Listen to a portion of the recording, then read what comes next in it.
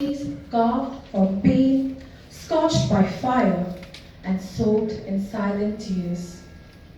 Stories born from the nightmare that began on the harrowing day of May 3rd, 2023.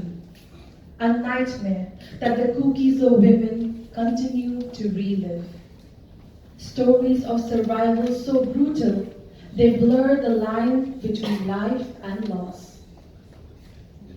I cannot help but recall the moment my own 70-year-old grandmother was forced to flee into the forest with her family on 4th May, including young children, while a Meitei mob set fire to her village. She watched helplessly as the life she had built together with her late husband, her children and grandchildren were reduced to black smoke and ashes. Everything gone in an instant. I still remember the trembling voice of my aunt, who had just moved into her dream home, built with the savings of a lifetime and the hope of peaceful days spent with family. But instead of finding comfort, she found herself sheltering in silence, swallowed by darkness as flames danced through Langol. She waited in dread, knowing the fire would soon find her, while the mob erased every Kukizo home in its path. But my family story is not an exception. It's a thread in a larger tapestry of pain. From mother to daughter, from elder to child, Kukizo women have borne witness to devastation that no one should have to see.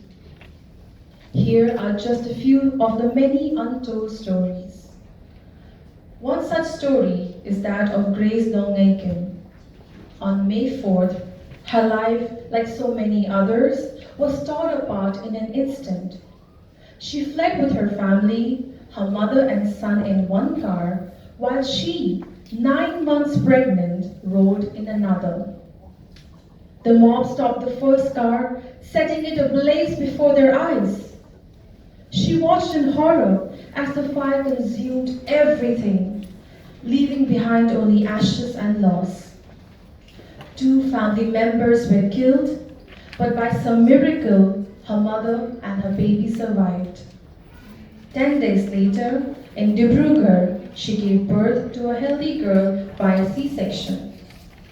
Yet, the trauma lingered. Her 1-year-old son cried through sleepless nights, clinging desperately to his mother. Soon after, he began showing signs of autism. What do we call this, if not inherited war? Then there is the story of Lamnaikin Khumsan, who fled on foot through dense jungles, clutching her 4 young children, pregnant, terrified, and barefoot.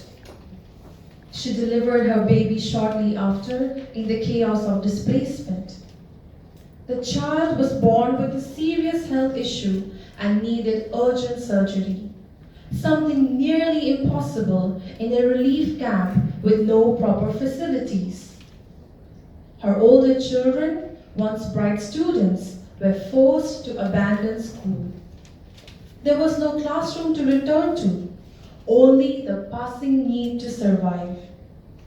Today, Lamnaikin walks door to door selling vegetables, her infant strapped tightly to her chest.